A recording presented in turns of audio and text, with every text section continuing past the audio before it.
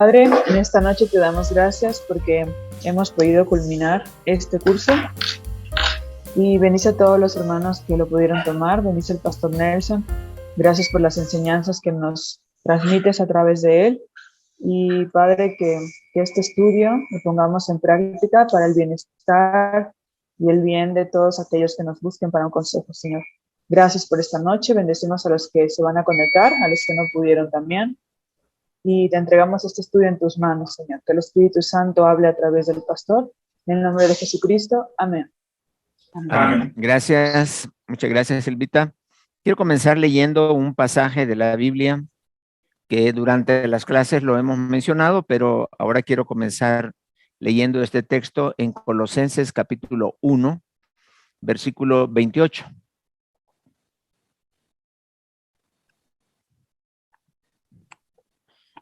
Versículo 28, capítulo 1 de Colosenses, dice así: a quien anunciamos, refiriéndose a Jesucristo, amonestando a todo hombre y enseñando a todo hombre en toda sabiduría, a fin de presentar perfecto en Cristo Jesús a todo hombre. Aquí podemos ver el trabajo, la tarea de la consejería. Ahí donde dice amonestando. Ese es como el consejo noutético. Amonestando a todo hombre y enseñando a todo hombre. Muy bien, entonces la tarea es grande, no es fácil. A veces se requiere no solamente de una buena disposición de parte del consejero, sino también de el aconsejado que esté dispuesto también para poder recibir la palabra del Señor. Pues muy bien, el día de hoy vamos a desarrollar la última clase de Consejería Bíblica 2, y espero que esta clase, todas las lecciones que hemos dado, pues hayan sido de bendición o que todavía sean de bendición para su vida, para su ministerio y para poder tener una herramienta más para poder bendecir, ayudar y, como dice ahí, para amonestar a todo hombre, para aconsejar a todo hombre, para preparar a todo hombre y presentárselo perfecto en Cristo Jesús. Bien, entonces, nos quedamos nada más en pendiente de la última, ya puedo compartirlo, ¿no?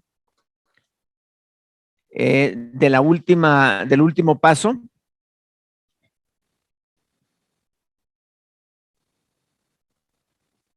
Aquí, este es el octavo paso. Vamos a hacer un pequeño repaso con esta imagen acá al frente. Vamos a hacer un pequeño repaso de los pasos anteriores. Decimos que en el paso 1 y 2 se define el punto A. El paso 1, ¿alguien me quiere acordar cuál es el paso 1?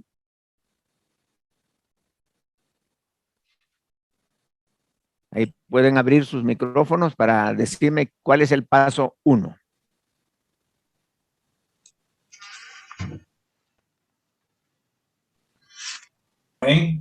Sí.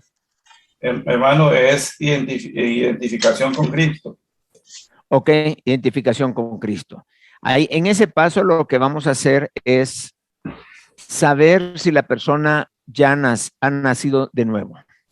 Ok, si viene alguien a pedir consejería, la primera pregunta que me tengo que hacer ¿es creyente? ¿Es cristiano? Y el paso 2 es si esta persona ha venido voluntariamente o lo están presionando para que llegue.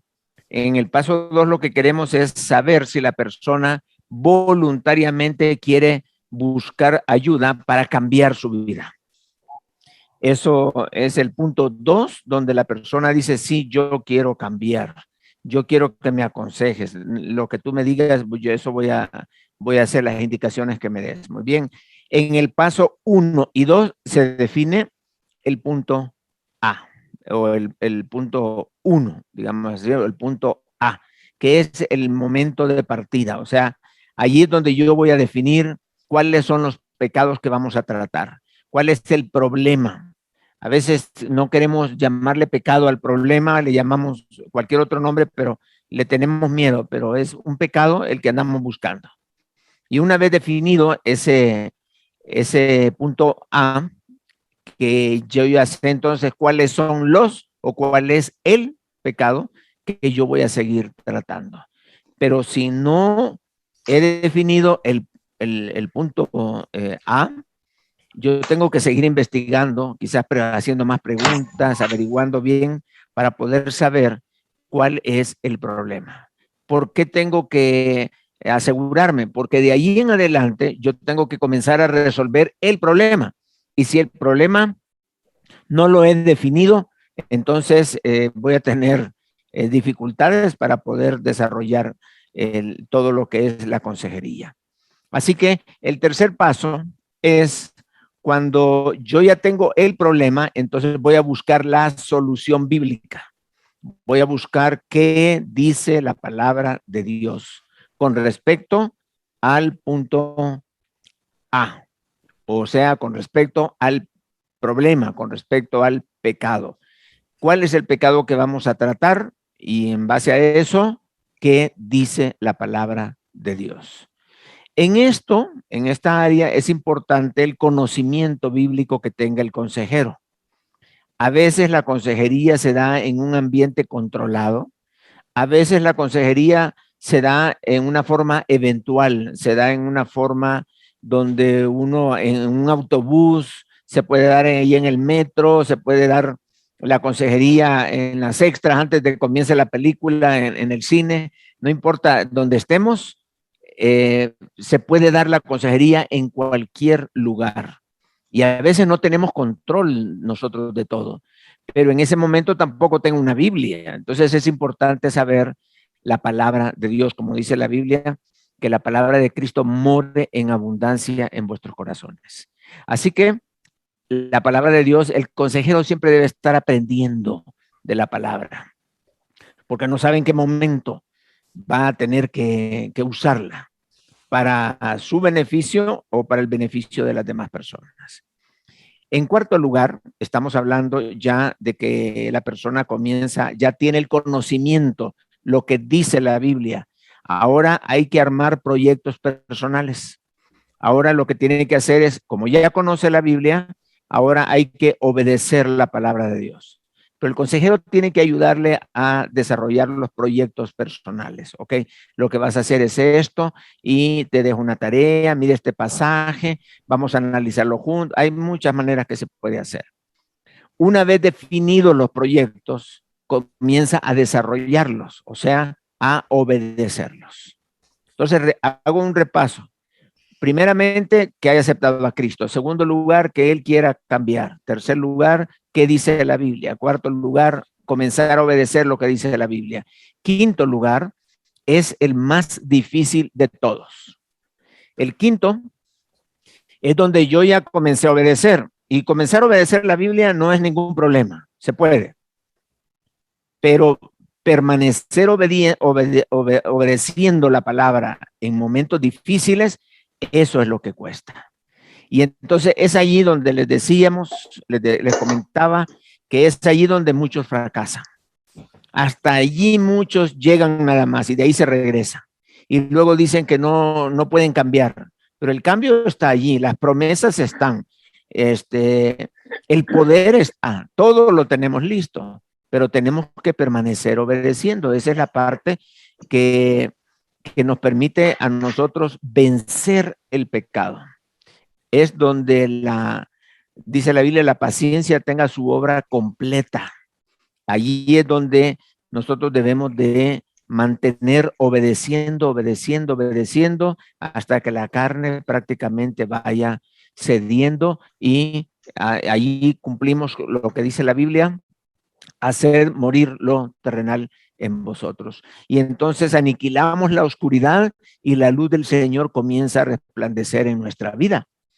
Y cuando la luz del Señor resplandece, viene el siguiente paso, que es la piedad, es donde vamos a mantenernos en la zona segura. Es donde yo no voy a ceder, si la gracia del Señor me permitió vencer, pues no voy a ceder en ese momento otra vez al pecado, porque el pecado quiere reinstalarse. Allí tenemos que ayudarle mucho al aconsejado para que no vuelva otra vez, porque ya teniendo una victoria tiene que permanecerse, tiene que acostumbrarse a estar en victoria para no caer nuevamente. Recuerden que el pecado quiere otra vez instalarse. Recuerden el texto de Malaquías que vimos, que Edom quiere edificar, pero nosotros vamos a derribar, dice el Señor. Y luego viene otra acción importante, y es que una vez ya estamos apartados ya del pecado, nosotros tenemos que aprender a tener el mismo sentimiento que Dios tiene hacia ese pecado. O sea, debemos de estar de acuerdo con Dios. Cuando yo confieso mi pecado, lo que quiero decir, lo que hacemos cuando confesamos el pecado es que me aparto del pecado, me voy del lado de Dios y juntamente con el Señor digo que lo que Dios piensa acerca de ese pecado. Eso es un arrepentimiento. Y me quedo con el Señor y me aparto del pecado, manteniéndonos en esa zona segura. Luego, tengo que ver cómo voy a ayudar a otras personas. El amor, el amor tengo que manifestarlo a los hermanos, el amor fraternal. ¿Cómo puedo ayudar? Ahí vamos a ver algunas opciones ahora. Luego, finalmente, vamos al punto 8, es donde está la motivación que todos deberíamos de tener, que es el amor a Dios. El amor a Dios. Todo lo hacemos por amor al Señor. Recuerden, el primer y gran mandamiento es precisamente ese. Y allí es donde me voy a quedar porque nos hace falta precisamente, que es el octavo paso, haciendo todo por amor a Dios. No por amor a mí, no por amor a una carrera, no por amor al dinero, no por amor a la fama, no por amor a una imagen personal, sino por amor a Dios. El amor a Dios es la motivación por medio de la cual debemos de hacer todas las cosas en nuestra vida, todas las cosas. El amor a Dios va más allá del altruismo humano, va más allá de las buenas intenciones humanas. El amor de Dios va más allá de las buenas acciones. Recuerden lo que nos enseña Pablo en 1 Corintios 13, donde dice que si yo hablase lenguas humanas, angelicales, que si yo diese mi cuerpo inclusive para ser quemado, que si yo tuviera la fe que trasladara los montes y fuera una excelente persona, digamos, pero no tengo el amor de Dios, entonces no sirve de nada, sino que soy como un metal que resuena o un címbalo que retiñe. El amor de Dios es lo que le da sentido a todas las cosas que nosotros hacemos. Por ahí hay una filosofía que se llama el nihilismo. El nihilismo es perderle sentido a todas las cosas que se hacen. Y la solución al nihilismo es el amor de Dios, porque el amor de Dios le da sentido a todas las cosas que nosotros hacemos. De tal manera que el amor a Dios hace que nosotros podamos realizar sacrificios de justicia. Ayuda sin esperar nada. También extendemos nuestros brazos al necesitado, a la viuda, al huérfano, al extranjero, al pobre. Y lo que hacemos prácticamente es dejar que la naturaleza espiritual nuestra se manifieste.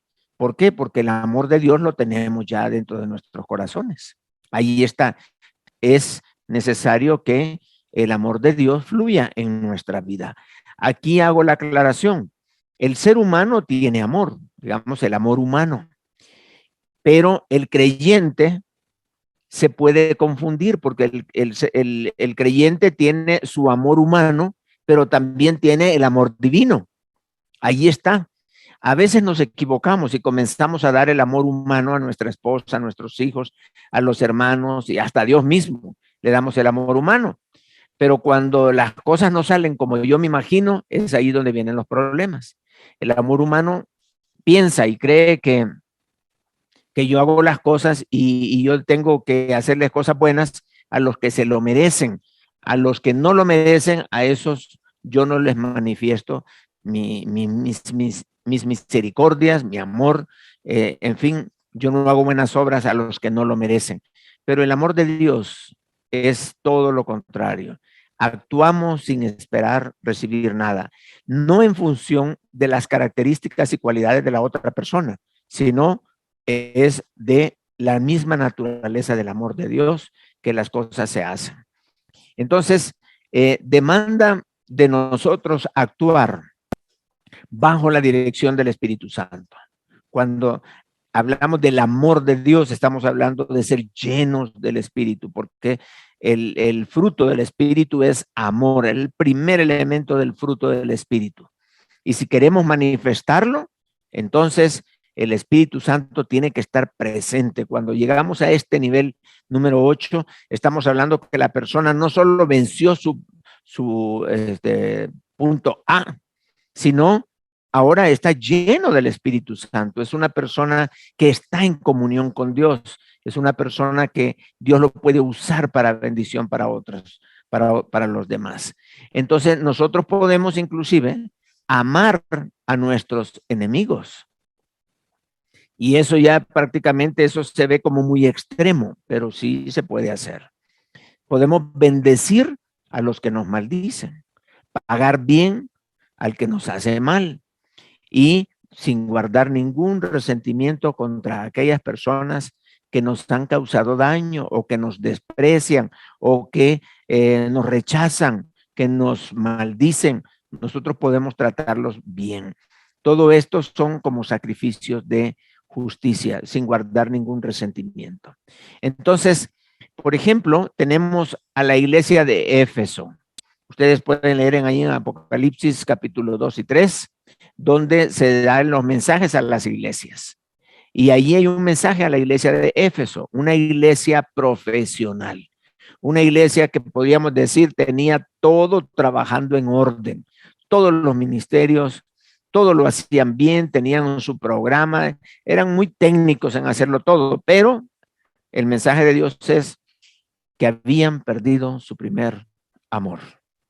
Habían perdido el amor, o sea, se volvieron profesionales, pero eso no es lo que Dios quiere.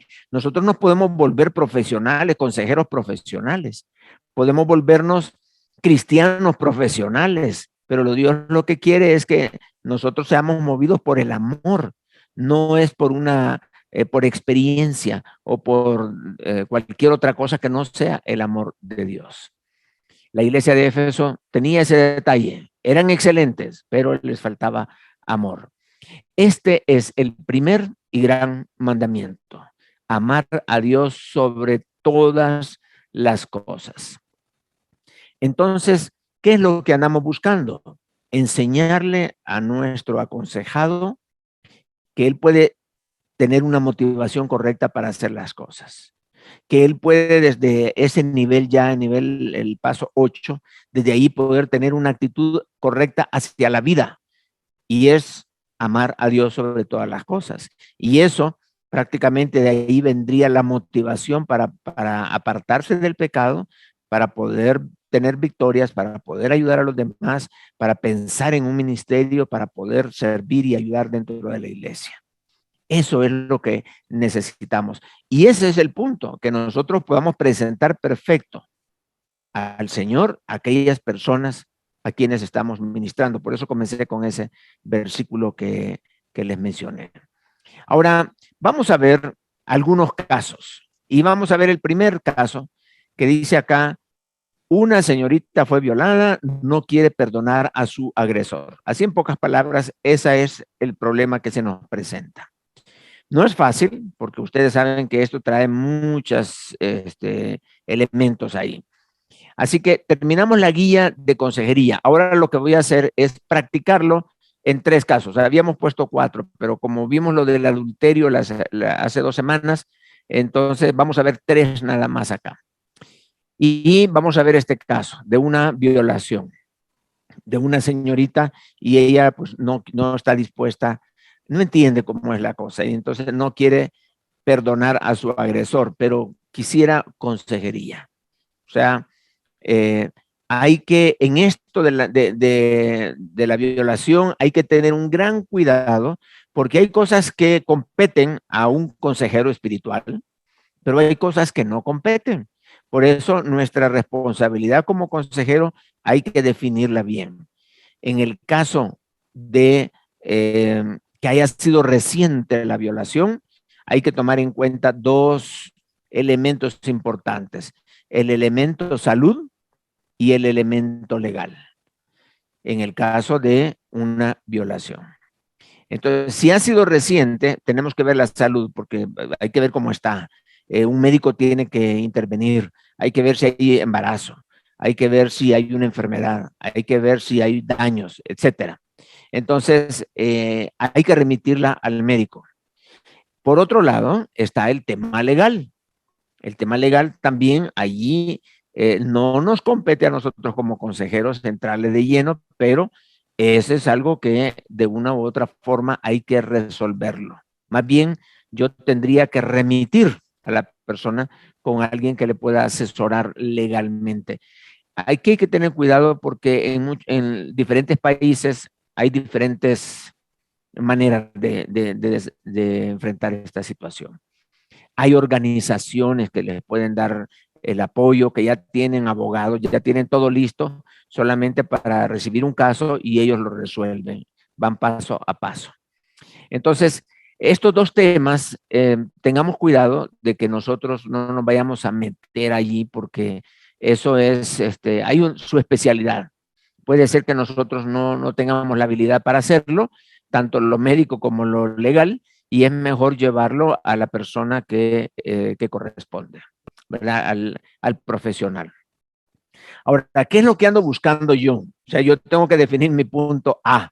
Mi punto A no es el tema médico ni tampoco el legal. Mi punto A es los problemas que esta persona pudo haber tenido o desarrollado. Puede ser, una persona que ha sido violada, puede ser que si no ha resuelto su problema, el punto A, si no lo ha resuelto, las consecuencias pueden acompañarlo por años y por años y por años por haber sido violado y no resolver su problema. Inclusive llegar hasta la tumba con las consecuencias de una violación. Me refiero a una mujer o a un hombre, cualquiera de los dos que hayan pasado por esto en su infancia o en su adolescencia o en cualquier tiempo de su vida. Es necesario resolver todas las... Esto es muy complejo, lo de en el caso de una violación. Hay tantos elementos que entran en juego y hay tantas cosas que se dicen de una violación que es necesario definir el área que me corresponde y también darle el tratamiento correcto y adecuado. Así que es necesario buscar algunas cosas que están allí. ¿Por qué digo buscar? A veces el aconsejado, la persona que ha sido violada, quiere esconder el problema. Quiere resolverlo, pero a la vez hay como una autodefensa de bloquear aquella experiencia. Hay gente que inclusive dice que no me acuerdo. ¿Pero qué pasó? ¿Qué te hizo? No me acuerdo, no me acuerdo. Está luchando con las consecuencias, pero esconde las causas. Y allí ella misma, el hecho de esconder la causa, ese es un problema que también hay que poder trabajar. Entonces, ¿qué es lo que puede darse en un caso así? Ira, traición, tener esa sensación de traición, sobre todo cuando ha sido un familiar, que por lo general siempre es alguien cercano. Cuando ha sido un familiar, pues la traición puede estar ahí. O dependiendo de la participación de la persona, también puede sentir culpabilidad. Esto de la culpabilidad lo puede llevar, puede ser un hilito tan fino que no lo quiere revelar y eso va afectando a la persona a través de los años. Y debemos de ayudarle a liberarse de estas consecuencias. Puede haber odio en su corazón, a veces muy, muy escondido. Puede haber deseos de autodestrucción. Pareciera ilógico, pero una persona violada que siente que por qué no habló antes, que por qué no dijo, que por qué se dejó, como que se echa la culpa a sí mismo y como para castigarse, para pagar la deuda, se autoflagelan, se autodestruyen. He tenido casos donde me he dado cuenta cómo se dañan a sí mismas su cuerpo. Se lo dañan hasta ver sangre. Una vez ven sangre, ya como que ahí dicen, ya estuvo. Y se dañan las uñas, o sea, los dedos, se dañan las orejas, se dañan a veces las partes internas del cuerpo donde no se ve. Allí se dañan, se pellizcan, se cortan hasta pedacitos de piel. En fin, esas son áreas que también hay que descubrir y poder trabajar en eso. Falta de perdón, no solo a sí misma, sino también a la persona que hizo al agresor. También la desvaloración personal. Esto, si no lo trata, esto puede viajar contigo toda la vida, toda la vida. Hay problemas de conducta, hay problemas de socialización, hay problemas que la persona tiene perspectivas de la vida diferentes. ¿Por qué? Porque no ha resuelto su problema de hace años y años, que tiene miedo a veces hablarlo. Yo hablé con un pastor en una ocasión que me dijo, hermano, quiero platicar contigo. Le digo, sí, vente, pero no aquí. ¿Y dónde? No, pues nos fuimos a un lugar así como muy privado. Y ahí él me habló, abrió su corazón y qué es lo que estaba pasando. Y pudimos trabajar en esas áreas. Y gracias al Señor ha tenido una tremenda bendición, casado, sus hijos, el ministerio, mucho éxito en su vida. Y gracias a Dios porque lo logran superar.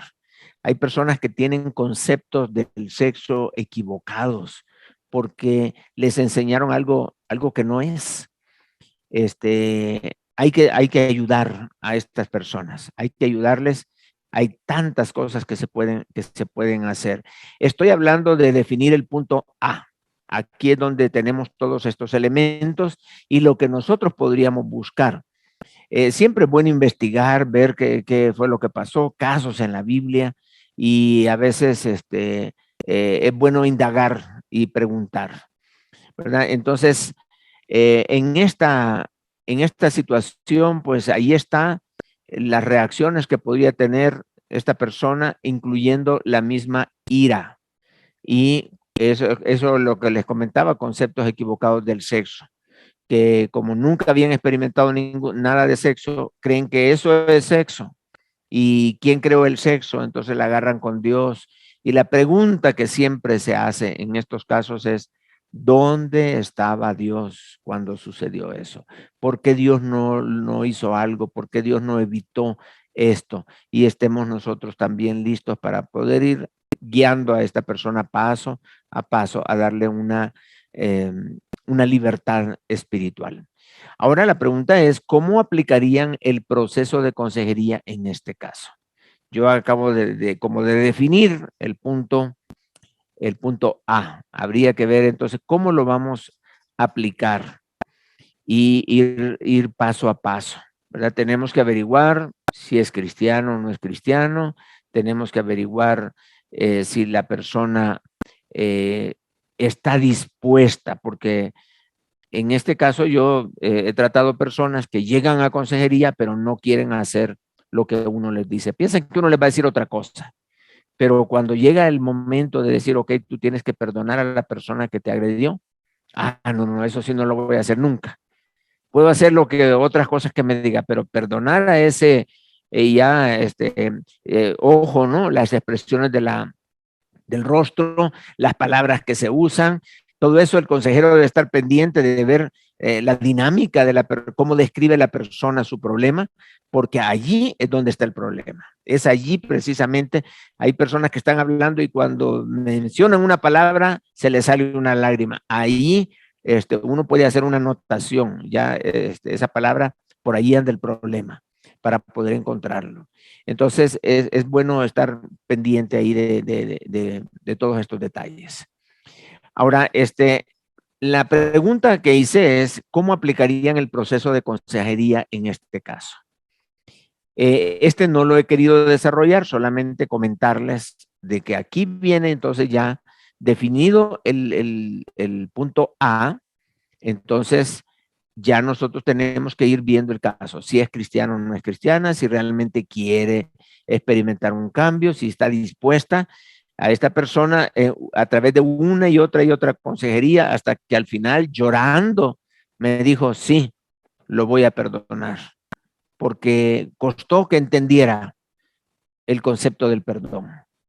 Y una vez perdonado, se liberó. Un cambio, pero increíble en la persona cuando suelta esa carga que ha traído por años y años y finalmente la suelta, y eso le permite comenzar a ver sanidad en sus diferentes áreas donde le había afectado. A veces hay conceptos acerca de la autoridad, acerca de Dios, acerca de los hombres, acerca de cualquier persona que tenga autoridad sobre ella, todo eso hay como un rechazo. Entonces, allí seguimos con el proceso. Ya una vez definido el problema, ya uno va adelante aplicando la palabra de Dios a cada una de estas áreas.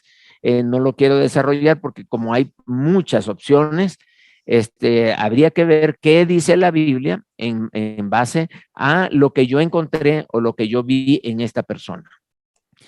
Por decir algo, si es falta de perdón, ok, me voy a los pasajes bíblicos que hablan acerca del perdón. Si es el odio, voy a la palabra de Dios para ver lo que dice acerca del odio. Acerca de la ira, también vamos a ver algo de la ira. Sobre el concepto de sexo, vamos a la palabra de Dios. Entonces, dependiendo del problema que yo encuentre, así es como tengo que buscar en la palabra y luego hacer los proyectos personales para que la persona comience a obedecer lo que es el momento en que mis proyectos personales me van a comenzar a transformar mi vida por medio de la palabra y el poder del Espíritu Santo.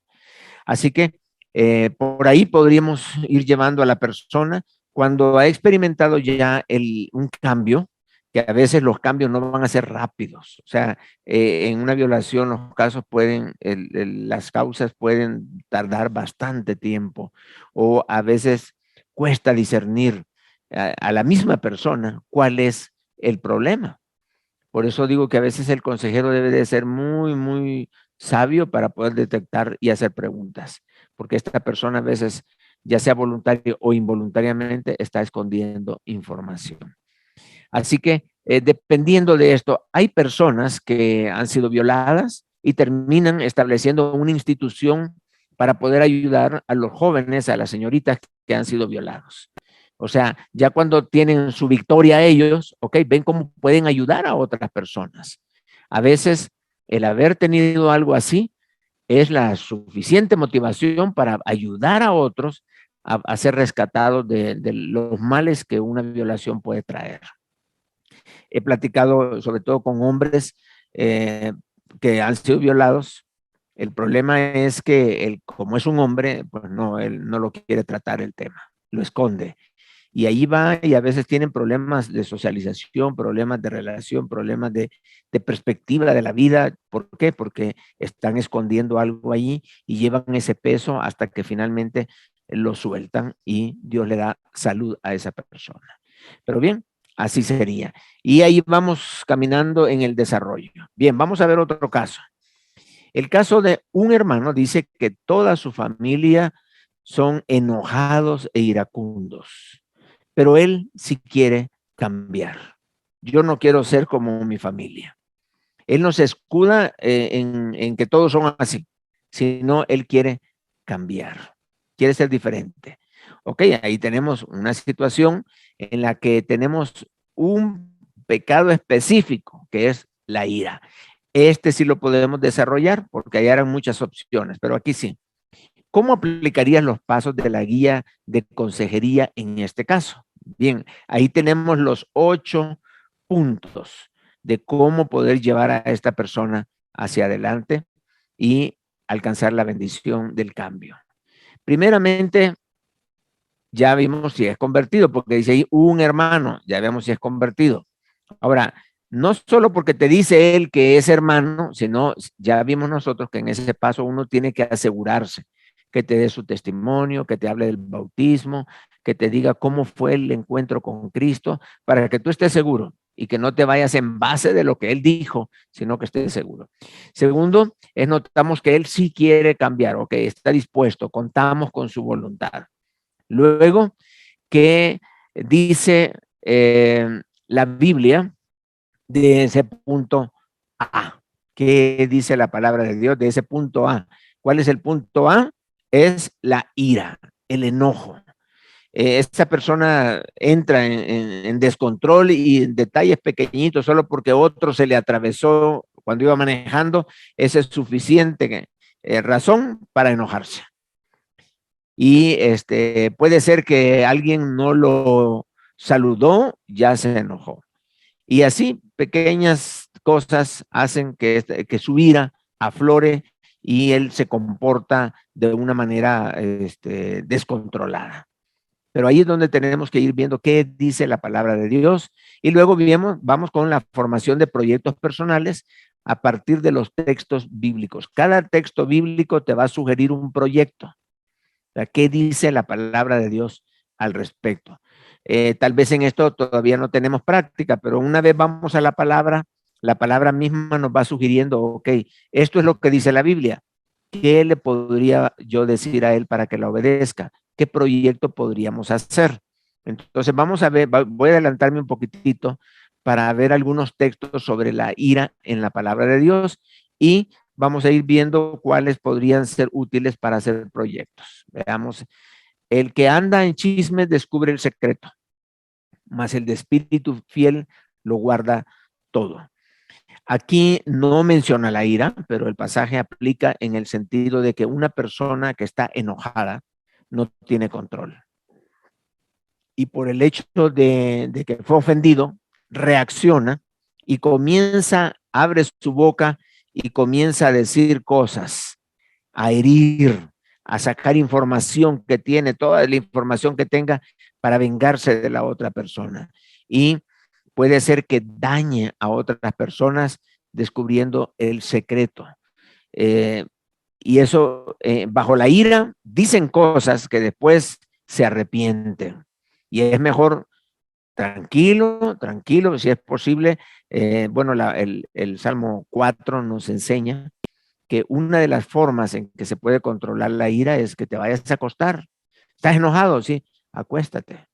Una vez que estás en posición horizontal y donde tu cuerpo no está haciendo ningún tipo de fuerza, entonces entras en un periodo de relajamiento.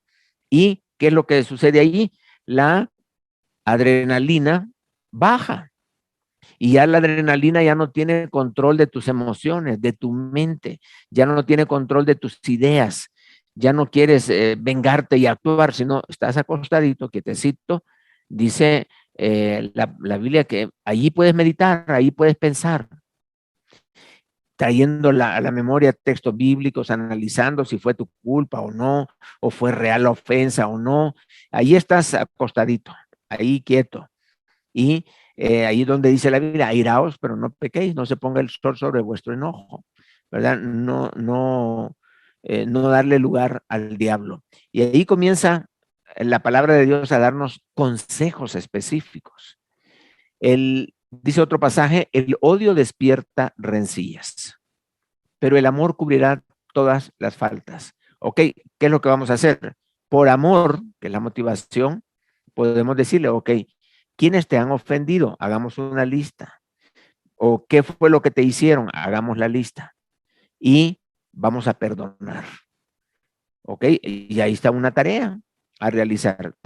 Vamos a hacer una lista de cosas que te han ofendido, que fulano te dijo, y vamos a analizarla una por una, y luego vamos a orar. Y una por una tú le vas a pedir al Señor que te perdone por lo que esta persona hizo y que tú perdonas a esa persona. O sea, ahí nos va a ir saliendo la actividad que hacer.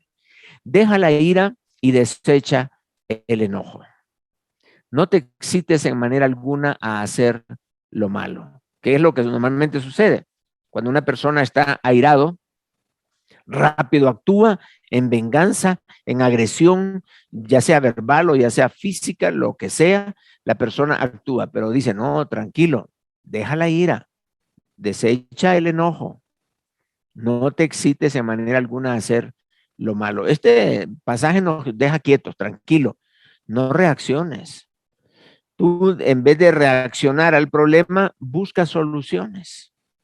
Busca soluciones, no estés buscando culpables. Si tú buscas culpables, lo que andas buscando es pleito. Si buscas soluciones, lo que andas buscando realmente es arreglar la situación y buscar una salida al problema. Pero dice la palabra bien claro, deja la ira, desecha el enojo. Y puede ser que esto de la ira y el enojo la persona lo tenga muy, muy arraigado, pero bueno, está entendiendo de que no es la voluntad de Dios de que estas cosas estén ahí. Lo que no entiendo a veces es cómo cristianos, después de años y años de conocer al Señor, todavía tienen explosiones de ira y no logran controlarse. La Biblia dice que el sabio al fin sosiega la ira, pero el necio le da rienda suelta. Entonces son necios porque no saben controlarse y ofenden. Y eso es lo que debes de tener cuidado, de no entrar en ofensa o no permitir que el aconsejado ofenda. ¿Por qué? Porque después va a tener que pedir perdón. Mejor cierra tu boca. Hay que enseñarle, ok, si alguien te ofende, cierra tu boca, no digas nada. Aunque por dentro quisiera gritar, cállate. Deja la ira. Deja la ira. Hay maneras de poder tranquilizarse.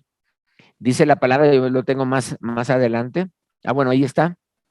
Dice, la blanda respuesta quita la ira. Esto lo puedes probar y son tareas que se le pueden dejar a la persona. Decirle, desafiarlo y decirle, mira, cuando alguien te grita, no le grites. Si tu esposa te grita, tú no le grites a tu esposa. Si tú estás enojado, no alces la voz, habla suavecito. Si tú te controlas para hablar suave, ¿qué estás haciendo en el fondo? Estás controlando la ira. Porque lo normal es que estás enojado y gritas y haces esto y dices un montón de cosas que después te arrepientes. Pero si logras controlar tu tono de voz, tu volumen de voz, puedes controlar la ira entonces. Por eso dice la palabra, la blanda respuesta quita la ira. Ahí está una forma fácil. Cuando alguien te ofenda, cuando alguien te diga algo, habla suavecito. ¿Qué estás haciendo? Le estás enseñando a controlar la ira. Y sí se puede hacer. Recuerden el caso siempre de que el esposo está peleando con la esposa y se están gritando y se están tirando cosas y de repente suena el celular y uno de ellos lo levanta y dice, sí, buenas tardes. O sea, sí se puede controlar. Sí se puede. Y entonces lo que tienes que hacer es nunca tratar la manera de gritar más que el otro, sino al contrario, más abajo del otro. Y si aquel se baja, tú más abajo y más abajo. Estás apaciguando tu ira. Y como dice la Biblia, actuando como sabio, porque el sabio al fin la sosiega. Hay personas que son muy, muy bravos decimos a veces, ¿no? Que revientan rápido. Otros son como Alcacercer, que es cayendo en el agua y entran en efervescencia. El carácter de muchos es así. Es necesario dejar nuestro carácter en las manos del Señor. Controla tu nivel de voz. Si logras controlar tu nivel de voz, ya la hiciste. Deja que el Espíritu Santo te controle. Y no entres en pleito, ¿no? Mira otra salida, una perspectiva que te pueda permitir a ti tener victoria. En una ocasión vino un hombre y me gritó y me dijo, que tú, y me alzó la voz y todo. Y yo estaba pues también alterado en ese momento, pero dije, no, Señor, no voy a darle lugar a la carne. Y le dije, siéntate y platicamos. Sí, pero tranquilo, siéntate y platicamos. Y entonces él, por yo decirle nada más eso, se enojó más. Y me dijo, no, porque tú eres tranquilo y que no sé qué. Yo le digo, tranquilo, mira, no permitas que la carne te controle, deja que el espíritu haga la obra en tu vida. Siéntate. Y entonces él no se podía controlar. Y yo sí me estaba controlando porque yo quería gritarle también y ponerme de pie y hacer a saber qué cosas. Pero tranquilo, tranquilo, siéntate, platiquemos, hablemos. Y No. ahí dominando la voz se puede. ¿Algún comentario? Ok, seguimos entonces. Seguimos. Dice la palabra de Dios, recuerden que estamos en el punto 3, donde buscamos la palabra de, ¿qué dice la palabra de Dios con respecto a la ira? Entonces, dice en la Biblia, por esto mismo, amados hermanos, todo hombre sea pronto para oír, tardo para hablar, tardo para airarse. O sea, si tú eres tardo para airarte, ya no te vas a airar. O sea, estás dejando la ira a un lado, prácticamente la ira está muriendo. Y tú, como no reaccionas, ya no dejas que la adrenalina te controle, entonces tú estás haciendo morir lo terrenal. Hay personas que eran muy violentas, y que han llegado a ser prácticamente como mansos corderitos. ¿Cómo es posible eso? Es posible obedeciendo lo que dice la palabra de Dios. Tardo para airarse. Porque dice la Biblia, y vean qué interesante lo que dice, porque la ira del hombre, porque el enojo del hombre, la bravura del hombre, no obra la justicia de Dios. Si tú quieres ser un elemento de justicia de Dios, es necesario que te controles. Es necesario que hables suavecito y que sea el Espíritu Santo quien está hablando a través tuyo y no tú mismo. Es como esa fuerza que tienes ahí adentro, la domas y dejas que el Espíritu Santo tome control de tu vida. Realmente la espiritualidad de una persona se puede medir en el poco tiempo o en el mucho tiempo en el que tarda para controlar su ira. Si una persona es ofendida y controla su ira inmediatamente, es una persona espiritual. Pero si se enoja, grita y hace cosas y el tiempo va pasando y no se logra controlar, y el tiempo pasó, le dio rienda suelta a su ira, dice, es un necio, no es sabio. Pero el espiritual reacciona rápido, no momento, y ya, yo iba a hacer esto, pero ya no. Ahí vamos. Elia Vidal, Elia Judith. A ver, ¿y qué hay cuando, o sea, es como más una decisión que o sea, como que por dentro estás que hierves, pero no dices nada?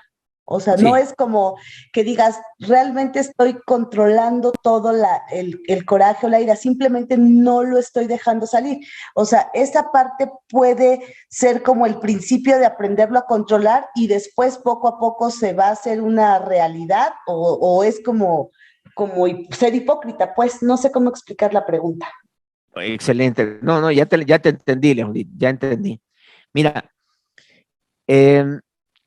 al principio uno no tiene como noción de cómo poder hacerlo, pero si lo haces, le permites al Espíritu Santo que poco a poco tome total control de tu vida. O sea, no es que uno va a actuar en base de las emociones, porque la emoción en sí te está pidiendo hacer algo, pero tú estás actuando en base de tu convicción. Entonces, cuando tú actúas en base de tu conocimiento bíblico y actúas en el espíritu, estás negando la emoción. La emoción quiere ahorcar al otro, pero tú le estás diciendo, no, tranquilo, te perdono. Cuando la emoción lo que quiere hacer es otra cosa. No es egoísmo, es una manera de sacrificar la carne, es una manera de hacer a un lado la carne y no permitir que la carne te controle a ti.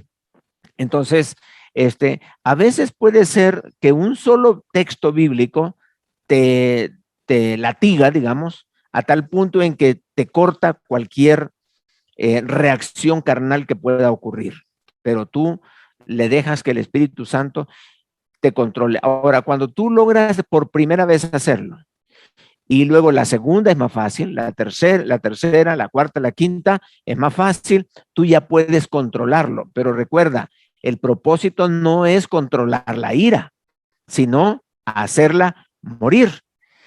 Hay que entender también que la ira es una reacción natural y normal. Como la Biblia dice, airaos, pero no pequéis. Entonces, la ira como tal es una reacción, es una emoción que se da en ese momento que no es pecado, pero te puede llevar a pecar, ¿verdad? Y no estás actuando hipócritamente, sino que estás actuando en base del espíritu y no de la carne. Estamos traicionando nuestra emoción, no vamos a actuar en base de la emoción. Yo puedo actuar en base de la emoción, entonces lo que estoy es un carnal y estoy dándole rienda suelta a mi deseo. Pero yo puedo amarrar la carne y dejar que el espíritu se manifieste hasta que finalmente tenemos un pleno control de la ira en nuestra vida. Y tenemos dos personas que quieren comentar. Vamos a comenzar con el hermano Oscar. Sí, Sí, hermano hermano, es Oscar. una consulta, pero es del ejemplo anterior, no importa. No importa, hermano, dígame. Sí, eh, ¿habría algún momento en que uno tenga que aconsejar o acompañar o algo a que la persona, jovencita, niña, no sé, que ha sido violada, Sí. ponga una denuncia legal ante la autoridad? Bueno, Existe. sí, no, la pregunta es muy buena, hermano, ¿verdad? Por eso mencionábamos esas dos áreas, tanto la médica como la legal. Yo preferiría dejarme asesorar por un abogado o por una especialista, para no meterme yo en líos de andar, vámonos donde la policía, y obviamente tenemos que proteger a la persona y hay que abrir puertas para que ese tema se desarrolle y que llegue pues a toda su dimensión. Si hay culpables, pues la ley tendrá que ver con eso. Pero como digo, a veces son bien diferentes los casos. Pero la persona es la que decide. Si quiere poner una demanda, está bien. Si no la Y, quiere poner, pues allá se le por puede aconsejar ejemplo, y ayudar. Sí, por ejemplo, una menor de edad que esté siendo usada por un familiar o por su padre y que la sí. madre no quiera denunciar porque es el papá y ella de ahí es una persona menor de edad que no toma esa decisión por el miedo de todas las circunstancias en las que vive. Sí, sí, hermano, eso es más delicado porque a veces la autoridad familiar, que ya sea la mamá, no quiere hacer la denuncia. Y la hija, se descubrió el problema, pero allí, de hecho, uno puede denunciar o un familiar lo podría hacer, pero eso hay que tratarlo con mucho cuidado, porque luego uno se puede ir por delante y ellos se echan para atrás. Y entonces uno no puede como obligarlos a ellos, sino guiarlos como consejero, guiarlos hacia los caminos correctos para poder solucionarlo, porque puede ser que no es algo que pasó, sino algo que está pasando. Y entonces uno tiene que proteger a la persona, pero a veces las personas no quieren proceder porque se trata del papá, del hermano, del hijo, del primo, y no lo quieren meter preso. Es muy delicado, pero ahí es donde nosotros podemos ayudar dando consejería, decirle, mira, sería bueno que hicieras esto, consulta con la persona X, y ahí se puede resolver el tema legal o el tema médico, dependiendo de la situación, pero uno debe de, como consejero, tratar de evitar que aquello se vuelva a dar nuevamente. Gracias. Ok, hermano Oscar, luego estamos, otro comentario ahí, sí, hermano. Perdón, sí, en cuanto al comentario que hace Oscar, pues Sí. la violación es un crimen. Quizá el menor no tiene una personalidad jurídica plenamente identificada en el Código Penal, pero de todos modos tiene que hacerse la denuncia, de lo contrario uno sería cómplice. Y bueno, pero sí, concuerdo con ustedes, muy delicado el tema, es muchas veces incluso las personas, las esposas violadas y golpeadas, cuando uno se mete a defender, termina siendo el malo, termina siendo el malo de la película, porque casi siempre sí. te responden, es que él es mi esposo y punto, y no te metas, ¿no? Sí. Pero bueno, es muy complicado ese tema, pero en términos estrictamente legales es un crimen, y un crimen no es a decisión del que lo padece, ¿verdad? Un crimen se tiene que investigar, se tiene que denunciar, si se tiene conocimiento se tiene que denunciar, por muy doloroso que sea. Así es. Pero bueno, insisto, es complicado. Y en el tema de la ira, sí. en eso de airaos, pero no pequéis, muchas veces nos quedamos en el airaos y no pequéis, pero le aumentamos uno nosotros en la carne, ¿no? Y pasamos de la ira al rencor, y estamos pensando en cómo me la va a pagar, estamos pensando en el tema de que ojo por ojo y diente por diente, me la hizo, me la cobro, de esos temas que lo único que demuestran, pues realmente es que uno no está controlando o matando la ira, sino que simplemente la está cambiando de momento, y se está haciendo aún más grande el problema. ¿Cómo hacer o cómo evitar eso? Sería la pregunta. Ok, bueno, existen en este caso que no es recomendable, la ira tiene que ser tratada en el momento, porque, y sí, entiendo, hay gente que tiene ira congelada y guardan aquello, pero obviamente eso daña muchísimo a la persona, porque el mismo hecho de guardarla está como, ¿cómo le llaman a esto? Una implosión, es como un daño interno. En vez de que explote hacia afuera, es como que daña hacia adentro. Y obviamente el daño está allí y se puede complicar todavía más. Pero lo mejor en este caso es hablar con la persona y hacerle conciencia de la importancia que es hacer cosas sencillas como hablar suave. Si se logra controlar ahí, la persona va a salir adelante. Mira, te voy a leer los consejos que nos da el salmista en el capítulo 4, el Salmo 4. Dice en el versículo 4, temblad y no pequéis. Es de donde se saca el texto, airaos, pero no pequéis. Es este mismo salmo.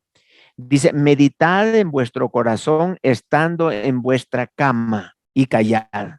O sea, ¿qué es lo que dice aquí? No hables, acuéstate. O sea, trata de manejar la ira. Y dice aquí, meditad en vuestro corazón. O sea, el hecho de pensar correctamente, traer a la mente pasajes bíblicos y todo eso ayuda. Y luego dice, y ofrecer sacrificios de justicia y confiar en Jehová. O sea, sacrificios de justicia quiere decir como traiciona tus emociones, en otras palabras. Tú quieres actuar en contra de la persona, como tú dices, yo quiero hacer esto y lo otro. Ok, haz sacrificio de justicia. Significa que no vas a hacer lo que quieres hacer, sino lo que debe de hacerse. Y eso ayuda muchísimo, porque ya tú, digamos, una persona que no ha perdonado y que está todavía con la ira con el furor de la ira, no puede hacer sacrificios de justicia, porque el sacrificio de justicia solo lo puede hacer una persona que ya logró controlar su ira.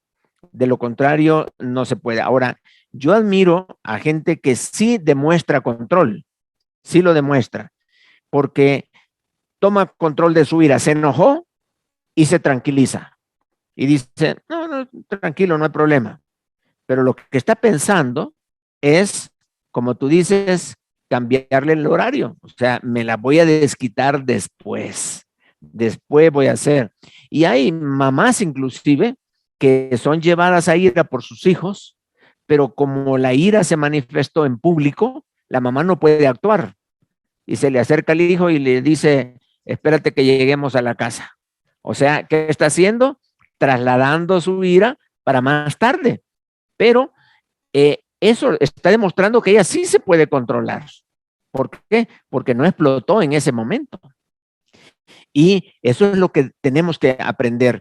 Esto de la ira, hay personas que creen que la ira no es controlable, pero bíblicamente sí nos lo dice la Biblia. Dice, deja la ira. O sea, sí se puede controlar. Desecha el enojo, sí se puede controlar.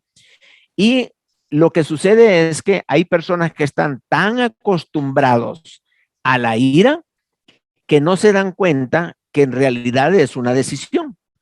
Cuando alguien se enoja, toma una decisión de enojarse, pero cuando está acostumbrado a enojarse continuamente, ya ese momento de la decisión casi no se nota, pero tú eres responsable de tus actos y de enojarte o de airarte o de lo que pueda suceder. Hay personas que la ira lo lleva prácticamente por un camino hacia el homicidio.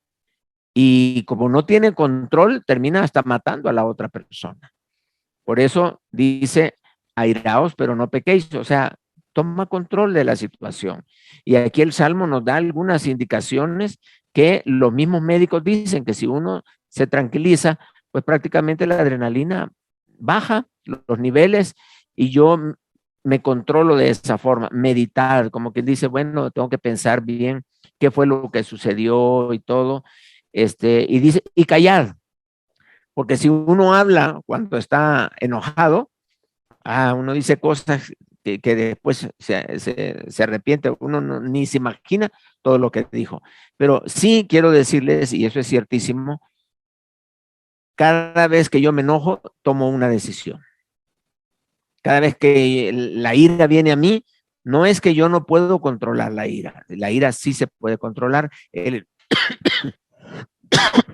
perdón, sí se puede tener control, porque Dios nos lo pide. Si no se pudiera, entonces Dios no nos lo pidiera, pero sí se puede hacer. Y yo no recomendaría de eso de como dejarlo para después. Obviamente no es bueno, pero hay gente que sí lo sabe hacer. Lo sabe hacer, pero ya son como personas que están como entrenados para hacer el mal, ¿verdad? Y eso obviamente no es conveniente. Hay gente que sabe hacer la maldad y la sabe hacer muy bien, ¿verdad? Entonces hay que cuidarnos.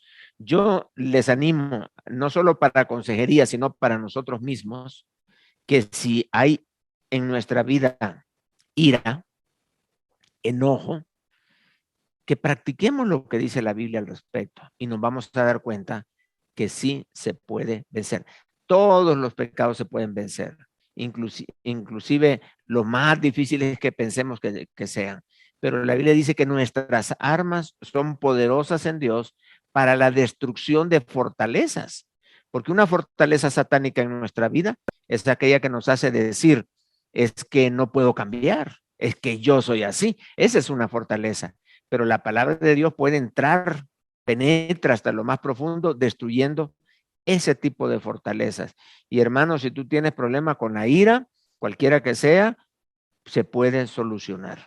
Hay maneras de poder hacerlo y el Señor te ayuda. No es, puede ser milagrosamente o puede ser a través de un proceso en el cual tú vas viendo rápido, vas viendo el avance y las respuestas, ¿verdad? Que se van dando.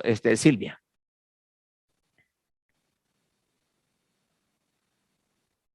Es un comentario que hicieron Sí. en el chat. Cuando hay una infidelidad, se siente un enojo en el que tu reacción es inevitable de gritar, llorar y querer matar al infiel. Es una reacción irracional, normal. Entonces yo supongo que igual como que quiere la hermana saber que si eso es normal o eso también incluye ya una ira o cómo actuar en esas situaciones. Ok, gracias. A veces, dependiendo del carácter de cada uno, se puede alargar, como dije hace un rato. Si le damos rienda suelta a la ira, aparecen un montón de creatividad en la persona, de cómo vengarse o de cómo actuar o de cómo agredir a la otra persona. Obviamente, en una infidelidad estamos hablando de algo que te han tocado, algo muy íntimo, algo que tú amas mucho, pero en ese caso, de hecho, en la ley, dicen que si alguien con ira mata a otra persona, no es lo mismo que pensándolo bien, o sea, con alevosía y premeditación, como que la condena para el que lo piensa es mayor que la condena que aquel que actuó, digamos, en ese momento. Pero bíblicamente hablando, es la persona no debería actuar. Por ejemplo, grita. Bueno, sí grita, pero con gritar no está resolviendo nada. La persona puede llorar. Está bien, es una reacción normal. Hasta ese momento no ha ofendido a nadie. Airaos, pero no pequéis. Puedes hacer varias cosas ahí. Ahora, golpear paredes, decir cosas, eso ya no. Ahí lo que te conviene es mejor si esta persona reacciona de alguna forma, bueno, buscar dónde calmarte. O sea, hay personas que aconsejan, por ejemplo, si estás enojado, ve a darle una vuelta a la manzana corriendo y ya luego regresa y ya vas a estar más tranquilo. Tómate un vaso de agua fría, o desahógate golpeando la pared o desahógate dándole patadas a algo ahí. Hablábamos la vez pasada que el desahogo no es un consejo bíblico, porque podemos desahogarnos nada más, pero en el fondo lo que estamos haciendo es como si yo voy a agarrar patadas a algo, me estoy imaginando que se las estoy dando al que me ofendió, y eso ya no es correcto, no es sano. Y el desahogo no resuelve nada, sino te desahoga, pero luego te vuelves a enojar otra vez. Sino la idea es hacer morir la ira. Puede haber una ira, pero muy, muy fuerte, y que dependiendo de la ofensa, cómo la pueda recibir. Y que mi reacción está en función del carácter de la persona, o sea, puede ser de diferentes maneras. Hay gente que es ofendida y se corta, o sea, se queda muda, no dice nada. Pero hay otro que le hacen algo y a ese dice, tú no sabes con quién te has metido, ahora sí te vas a dar cuenta quién soy, y ahí saca todo. Cuidado, yo prefiero mejor cortarme y no actuar, porque hace poco salió unas noticias ahí en la televisión de un hombre que es agredido por otro por conflictos de tránsito, y comienza a golpear su vehículo y comienza a pegarle, a pegarle, a pegarle. Y ahí hablábamos ahí con la familia que decíamos, yo le hubiera tirado el carro encima. Yo acelero y me lo llevo. Y ahí, no, yo hubiera hecho esto, yo lo otro, pero ¿qué fue mejor? Y esta persona lo que hizo fue cerrar los vidrios y quedarse adentro sin hacer nada. Y yo digo, pero qué control que tuvo, qué control y qué bueno. Después agarraron a los que habían agredido y estaban armados. ¿Qué tal si les tira el carro? ¿Qué tal si reacciona a él y los enoja más todavía? A lo mejor hubiera matado a algún familiar, no sé si hubiera complicado más la cosa, pero él se tranquilizó y eso hizo que la historia se pudiera contar y muy tranquilo. Hermanos, hay personas que se mueren de enojados, de bravos, se mueren, hasta el corazón se les para. Y le puede dar un problema físico por dejar que la ira se extienda. No importa lo que la persona pueda hacer. El consejo bíblico es: no le des rienda suelta a la ira, contrólala. Ponla quieta. El sabio al fin la sosiega. Eso es lo que dice la palabra. Independientemente de lo que tú puedas hacer o cómo haya sido la ofensa, puede ser que la ofensa sea real y tu reacción sea normal. O sea, tú no hiciste nada malo. Simple y sencillamente te atacaron, te agredieron y te hicieron cosas que realmente la ira puede surgir, pero tú la puedes controlar. Lo puedes hacer. Don Ese sería el Reinaldo, consejo. Sí, hermano. sí, una vez un jefe me dio un consejo muy sabio. Él me dijo, cuando reciba un correo, estamos hablando sin el ámbito laboral, pero Sí. es válido. Algún correo o llamada o algo y no conteste de inmediato el correo electrónico, no escriba, sino que escriba lo que usted va a contestar y se lo envía a un correo suyo personal. Deje que pase un tiempo ahí prudencial, léalo y si usted considera que eso es lo que quiere decir, pues entonces lo pasa y lo envía. Y fue muy sabio porque al día de hoy, todos los he borrado. Sí. Tiene llena la Sí, bandeja, hermano. sí, yo leía el correo y decía, no, esto no, porque esto más bien se va, como decimos aquí, se va a alborotar el panal, peor. Y quitaba y ponía, pero me sirvió mucho. Sí, sí. Sí, es bueno. La verdad es que un buen consejo cuando alguien está así es no tomar decisiones. No tomar decisiones, porque hay gente que enojado toma unas decisiones, pero dice, terminemos la relación, está enojado. Y el día siguiente, mira, perdóname, pero yo quiero que volvamos otra vez. Y hay personas que son muy así y están terminando y volviendo, terminando y volviendo. Y eso realmente daña muchísimo. Y obviamente no hay avance, pero muy buen consejo, hermano, tratar de no tomar decisiones en ese momento, mejor tranquilizarse y dejar que el Señor tome control, ¿verdad? De la vida. Veamos algo otros pasajes ahí: airaos, pero no pequéis, no se ponga el sol sobre vuestro enojo, dando a entender pues que no se alargue, sino contrólalo. Efesios 4, 23 al 32, no lo puse porque es muy largo, pero ahí nos está hablando acerca del cambio verdadero que deberíamos de tener. Dice la Biblia, mis entrañas también se alegran cuando tus labios hablaren cosas rectas. Hablando Salomón, ¿verdad? Decir que sí, o sea, hay alegría cuando uno de sus hijos contesta correctamente. Y a veces hay que ser muy sabio para actuar. Es necesario a veces enfatizar toda nuestra fuerza en la solución y no en la complicación del problema. A veces es mejor, cuando uno es ofendido, declararse ofendido, pero no agredir. Si vas a hablar, que digas tú, mira, lo que has dicho me ha dañado. Lo que dijiste realmente me ofende mucho. Ok, ahí no estás dañando a nadie, solamente estás reflejando el daño que tú tienes y que te han hecho. Si quieres hablar por ahí, eso puede ser.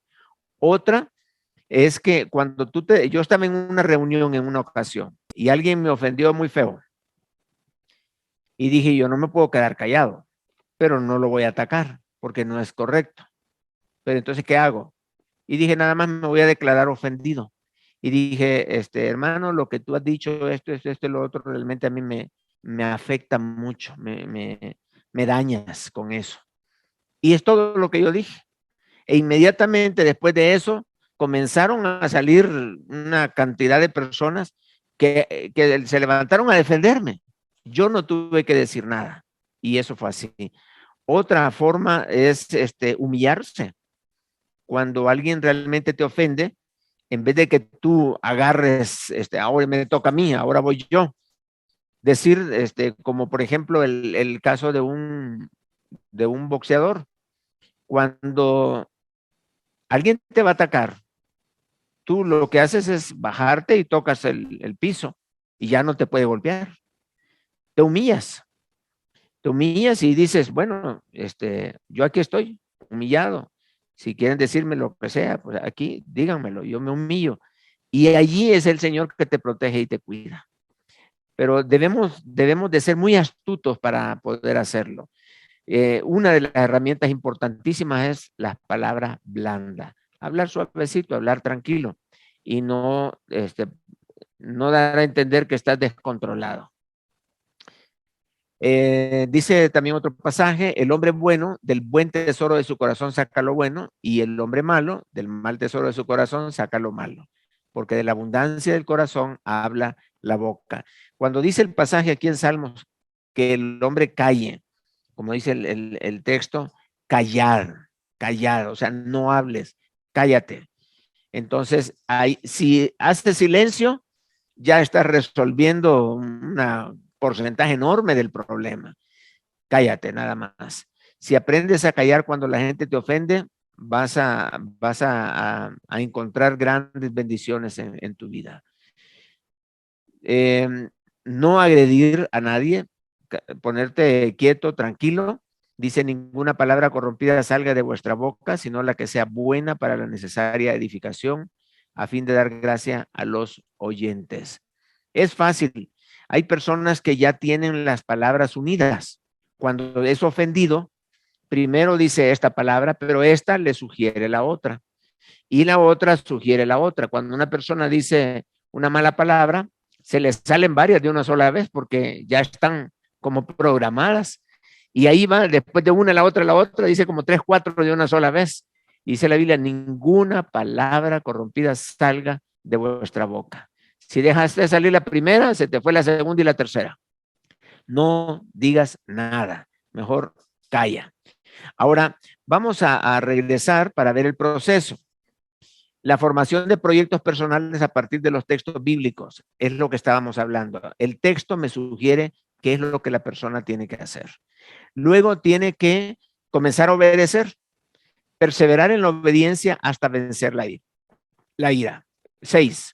Adoptar el sentimiento, adoptar el sentimiento que Dios tiene de la ira. Esto es importante, hermanos. Si yo quiero permanecer en la zona de seguridad, yo tengo que irme donde Dios está. Y donde Dios está, yo tengo que pensar como Dios, tengo que actuar como Dios. Y Dios tiene un concepto de la ira. Ese concepto de la ira es el que yo voy a entender ahora, es el que yo voy a abrazar ahora, es el que yo voy a practicar ahora. Y por eso le doy la espalda a la ira y me voy donde está el Señor, para poder compartir con el Señor el mismo sentimiento que Él tiene. En otras palabras, si Dios condena la ira, yo la voy a condenar. Si Dios dice que la ira no es nada bueno, pues yo no voy a tener comunión con la ira. Es mantenerme ahí. Luego, número 7, es escribir un artículo sobre cómo vencer la ira. Es cuando tú ya la venciste, le quieres ayudar a otro, bueno, escribe un proceso de cómo tú llegaste a vencer la ira. ¿Cómo fue que te costó? ¿A dónde fue lo más difícil? Todos esos testimonios, si tú no los escribes, si tú no haces nada al respecto, los vas a perder. Se te van a olvidar detalles claros, importantes de la palabra en el proceso. Esos son importantes. A mí me ayudó, por ejemplo, para abandonar la ira, un pasaje que no habla de la ira, sino que dice ahí, bienaventurados los mansos. Cuando ese versículo vino a mi mente, Dios operó un milagro en mi vida. Y así como de repente, después de eso, el Señor como que arrancó la ira de mi corazón y ya no me puedo enojar. A mí me recomendaba un pastor, me dijo, enójate y luego ve a resolver los problemas, porque así la gente quiere. Y es que yo no me puedo proponer enojarme, porque más bien ya me propuse no enojarme y no puedo echarme para atrás. Entonces, me dice, no, es que si tú vas y tratas bien a la gente por mal quiere. Así que enójate y actúa. No es bíblico, obviamente, ese consejo, pero si yo ya sé cómo tener una victoria, escríbela. Guarda esos consejos que son de oro y a lo mejor lo puedes poner como una reflexión, como un artículo, lo puedes publicar en Facebook, no sé, eso te puede ayudar mucho. Y finalmente, demostrar tu amor a Dios manteniendo comunión con Él, porque si amamos a Dios, guardamos sus mandamientos. Y de esa manera yo estoy ahí con el Señor teniendo la mejor motivación. Okay, vamos a ver, por el tiempo vamos a ir avanzando y ver el tema sobre una pareja quiere resolver los problemas matrimoniales. Okay, vamos a cambiar de tema y con este vamos a finalizar.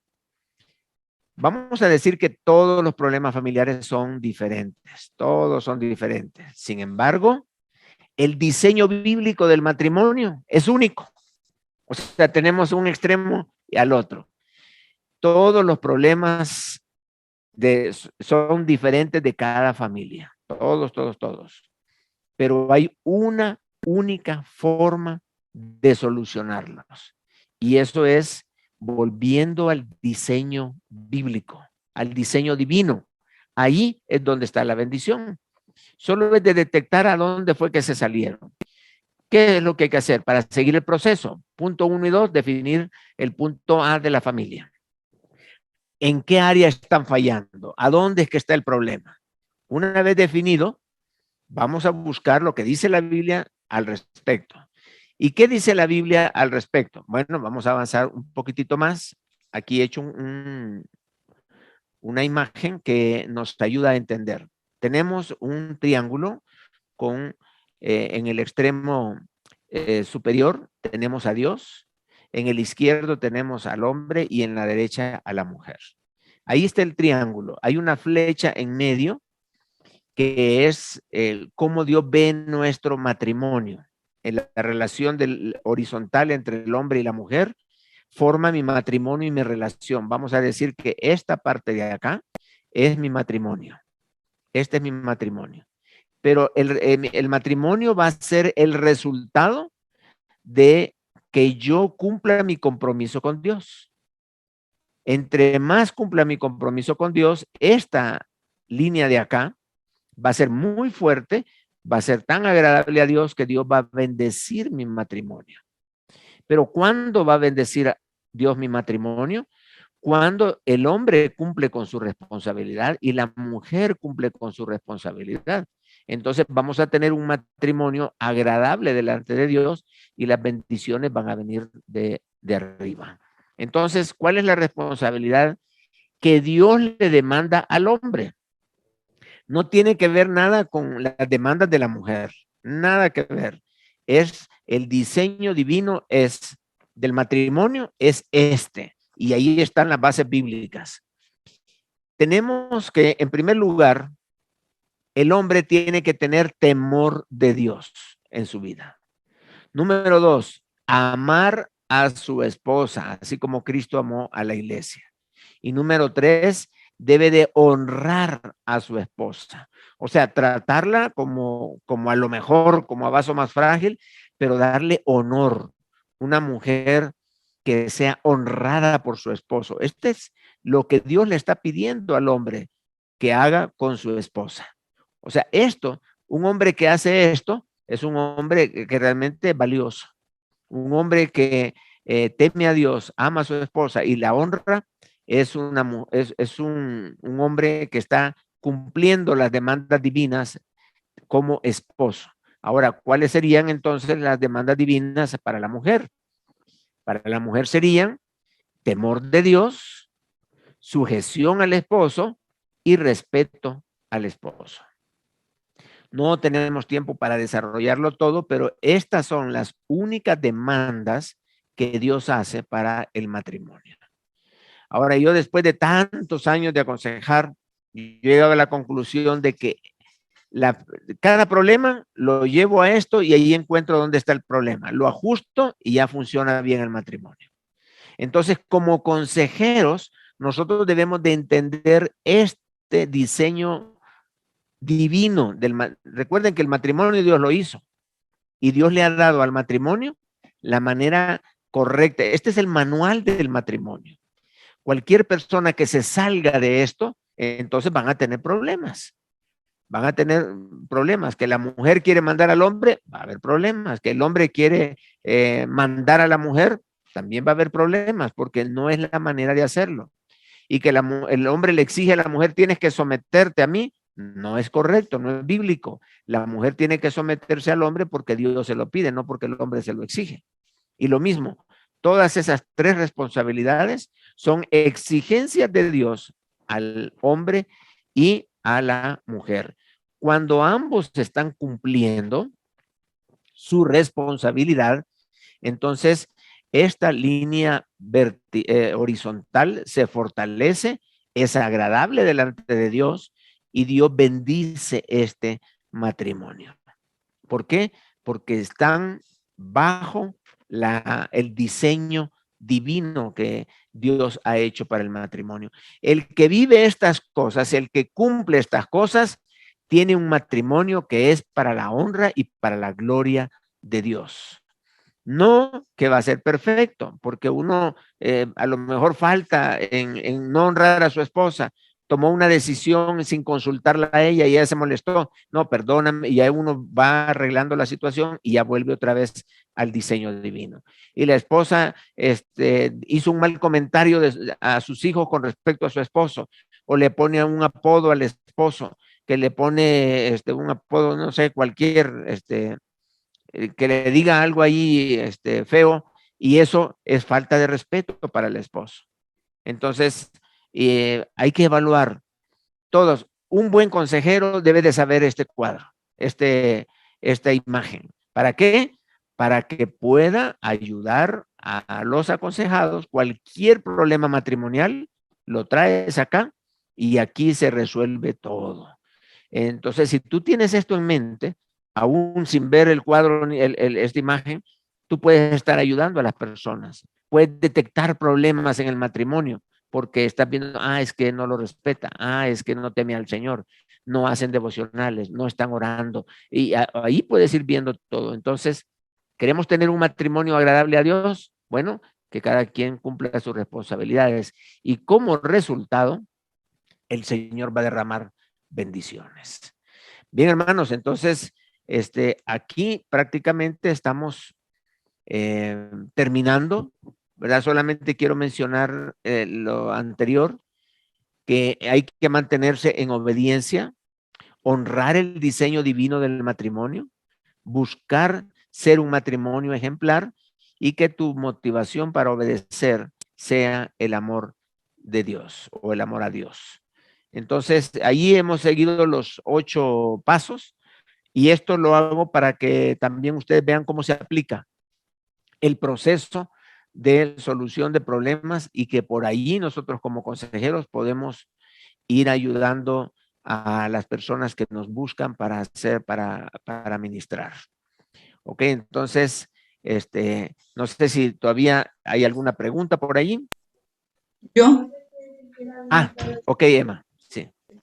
bueno, en el caso de una persona que está buscando consejería, no es cristiano, es hija de Dios, el Sí, primer paso es llevarla a Cristo. exacto. Pero como más después los siguientes pasos todas las soluciones son bíblicas, ¿verdad? Sí, Son principios bíblicos relacionados con el problema. sí, Entonces, claro.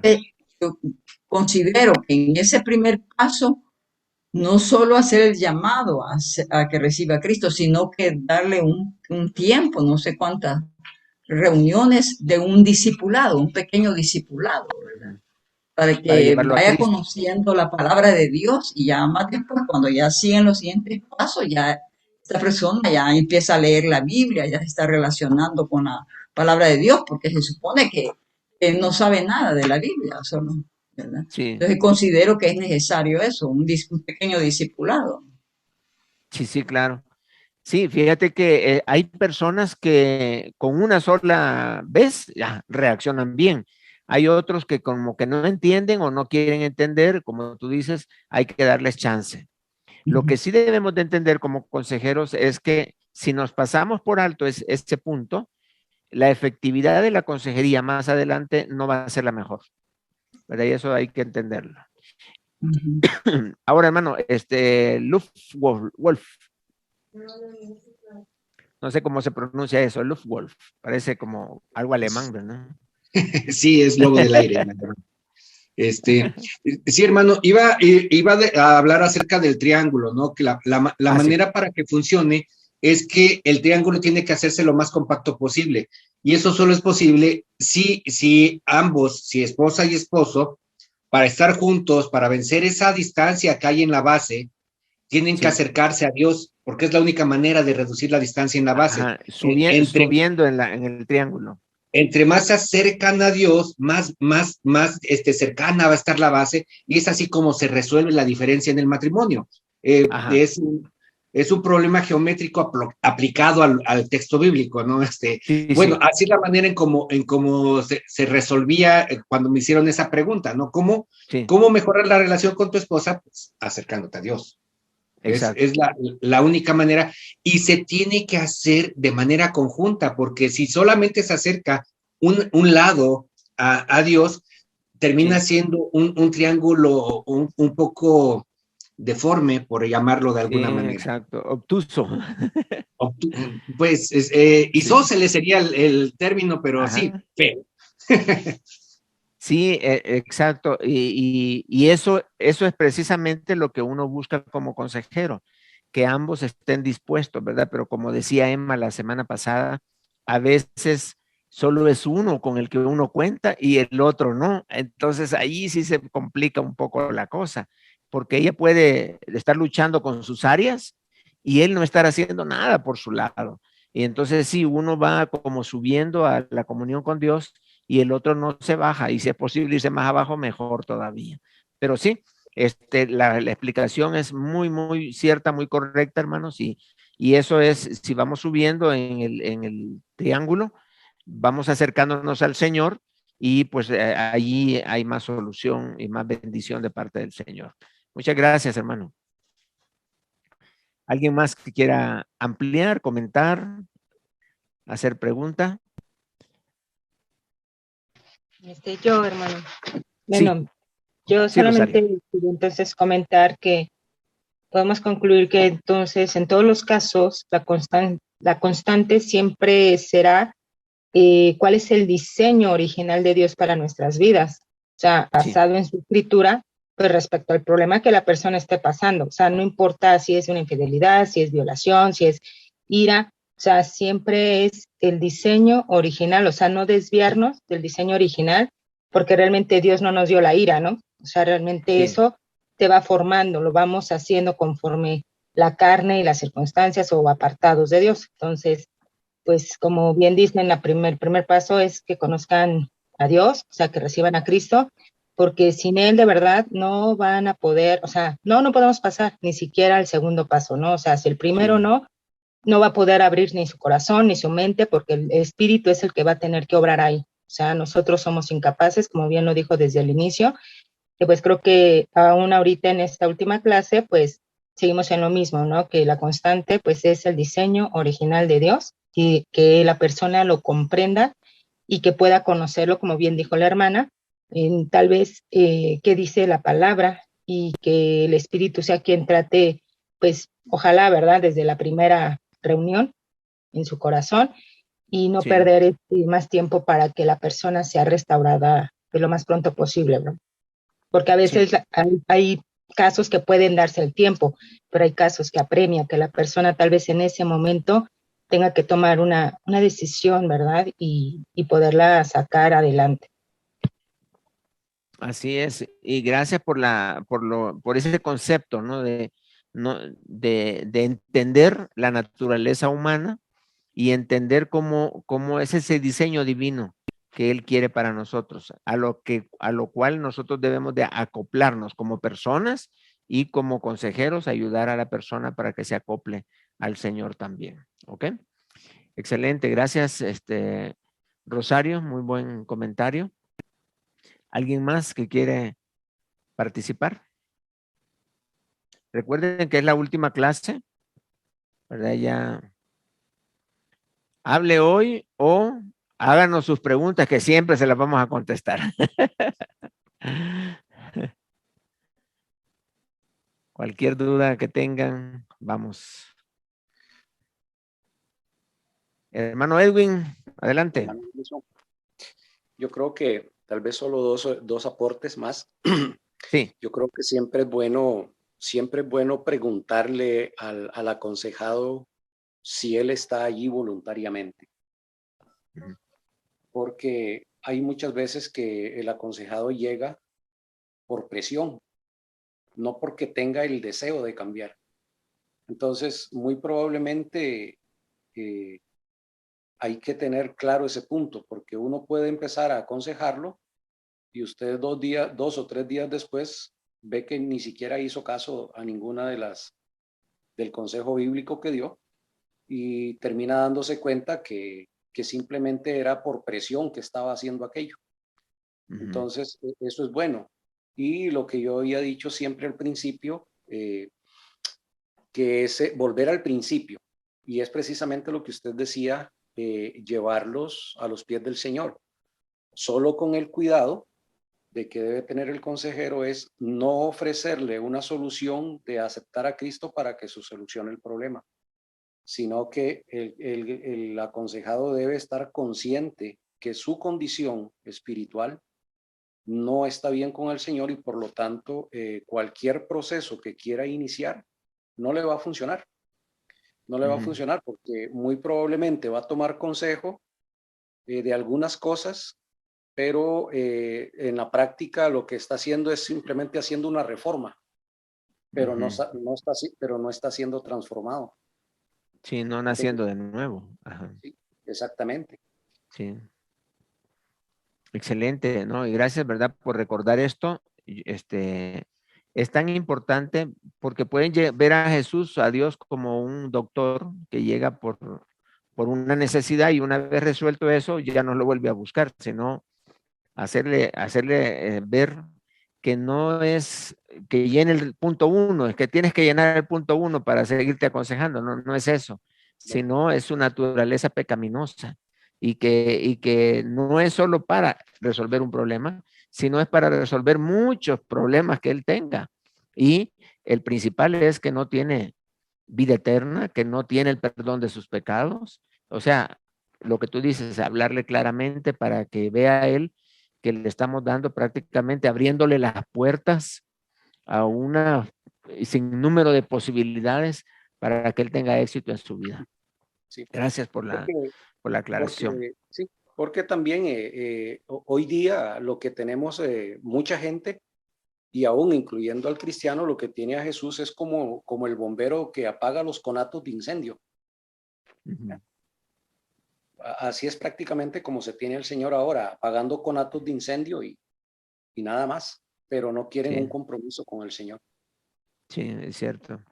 En lo que es adicciones se da mucho eso, que muchachos que los papás se los llevan casi que obligados, ¿verdad? Y pasa mucho eso que dice el pastor Edwin.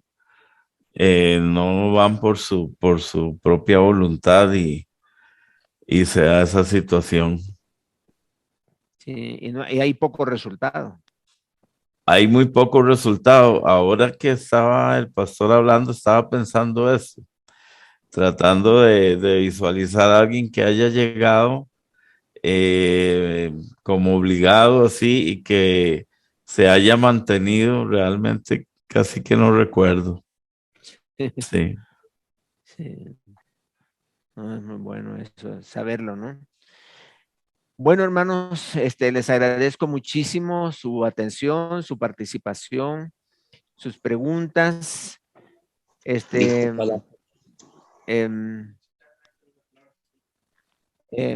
Silvia, Sí, pastor, es que escribieron en el grupo, igual, si la esposa se sujeta a su esposo, pero su esposo tiene problemas con su carácter y desea cambiar, pero no avanza, él desea ser aconsejado, pero la esposa no desea ser aconsejados porque el consejero no asiste al templo de ellos. Ajá. Ok, la situación allí es que no, como que ella o él ha buscado un consejero que no es de la iglesia. Entonces, y por eso ella no quiere ir. La verdad es que si es un buen consejero, se le animaría para que participara. Lo ideal sería que fuera de la misma iglesia, pero recuerden que a veces, yo diría, aprovecha que él quiere, porque normalmente el hombre no quiere consejería. Y si él ha buscado, yo a veces he dicho, mira, si él se siente bien con alguien y lo va a aconsejar bíblicamente, pues ve con él a ese lugar y allí que los aconsejen a los dos. Y no necesariamente porque uno quisiera que todo estuviera en la iglesia, ¿no? Y ahí se resolviera. Pero a veces en la iglesia no se da la confianza o ha habido un problema previo y no se dio un buen resultado. Y entonces él busca por otro lado, pues está bien. O sea, si busca por otro lado, no importa cuál sea el problema, yo le recomendaría a ella que ceda en ese sentido y que vayan a ver cómo les puede un consejero apoyar y ayudar para salir adelante.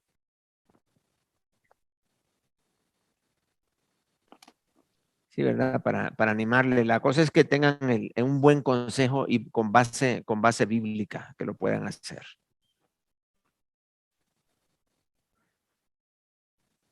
¿Alguien más? Sé que nos estamos tomando un poquitito más de tiempo, pero pues ya es la última clase y no queremos cerrar sin darle la oportunidad de que saquen sus comentarios o preguntas. Hermano Ricardo. Sí, yo creo que también una de las cosas que inciden en que haya tanto fracaso en los matrimonios es que en la iglesia se han propuesto estar casando a gente que tiene poco tiempo de conocerse, que son recién llegados a las iglesias o que ya sea de parte del hombre o la mujer tienen poco tiempo de haber entregado su vida al Señor o simplemente no son cristianos.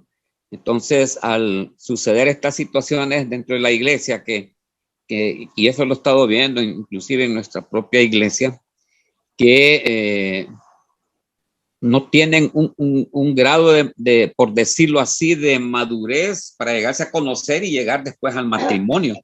Y eso con el tiempo genera problemas, pues, ¿verdad? Porque no ha habido una empatía entre ellos. Entonces, por eso es bueno lo que usted decía al principio, conocer bien el origen o la historia de lo que los llevó a ellos ahí, ¿verdad? Eso quería, hermano, y quería compartirles a ustedes que el 13 de este mes cumplo 20 años de estar al servicio del Señor Jesús. Qué bueno, mi hermano, felicidades. Felicidades que estás ahí fiel sirviéndole al Señor, qué bueno. Ahí en seguimos. Sí, está bien, estamos. Gracias. Qué bueno. Sí, pues yo he disfrutado muchísimo cuando aconsejo parejas que se van a casar y les voy llevando paso a paso, explicándoles las responsabilidades y las bases bíblicas y todo eso, y ayuda mucho, pero como dice Ricardo, a veces hay matrimonios que se casan, pero porque saben que hay que casarse, pero no saben ni qué significa el matrimonio. Es bueno aclarar a través de consejerías. Hay iglesias que tienen estas consejerías y es muy buena práctica para poder apoyar a los matrimonios, darles las bases bíblicas de las decisiones que se van tomando y eso les ayuda mucho en sus matrimonios. O sea, uno no puede garantizar éxito, pero por lo menos ayudar a que las personas tengan los conceptos básicos de lo que es un matrimonio y cómo poder llevarse adelante. Así que gracias por mencionarnos esto, Ricardo, ¿verdad? Es una responsabilidad y es una área de consejería también que hay que fortalecer en las iglesias. Qué bien, mis hermanitos, pues les agradezco muchísimo. No va a haber consejería 3, vamos a tener otro tema, ¿verdad? Que vamos a desarrollar.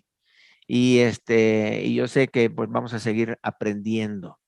Les agradezco mucho a cada uno de ustedes. Vamos a orar, vamos a pedirle al Señor que les bendiga a cada uno de ustedes y voy a orar yo para poder ponerlos en las manos del Señor a cada uno de ustedes. Vamos a orar. Padre, quiero agradecerte, Padre, por cada una de las reuniones que nos has permitido tener, en las cuales han quedado estos conceptos bíblicos en nuestros corazones. Han quedado desafíos personales. Han quedado pasajes bíblicos que no solo me sirven para la consejería y ayudar a otro, sino que también a mí mismo me retan, me desafían para poder irme acoplando a ese diseño divino que tú has hecho para cada uno de nosotros. Padre, quiero poner en tus manos la vida de mis hermanos, de sus familias, aquellos que están como matrimonio. Padre, bendice sus hogares. Quiero suplicarte, mi Dios, que a cada uno de los que estamos acá, que nos uses en el área de consejería, que podamos nosotros entender el poder de tu palabra, el poder de la oración, y que teniendo ese entendimiento de que tenemos la herramienta suficiente y adecuada, podamos nosotros bendecir a través de aplicar la palabra de Dios como un medicamento a las llagas y a los problemas que las personas tienen. Te damos las gracias, Padre, porque nos has permitido compartir estos principios, aprender juntos. Y te suplico, mi Dios, que les des mucha sabiduría a mis hermanos para que sean de gran bendición. Los que están aconsejando, que lo puedan hacer de una mejor manera, y aquellos que van a iniciar, que tú les puedas dar las bases para que ellos puedan practicar estas cosas, Señor, y que sean de bendición a otras personas. Te alabamos y te bendecimos y dejo a mis hermanos en tus manos para que tú les bendigas en estas áreas. Padre, en el nombre de Cristo Jesús. Amén. Amén. Bien, hermanos, entonces vamos a tomarnos la foto y vamos a tomar dos fotos, así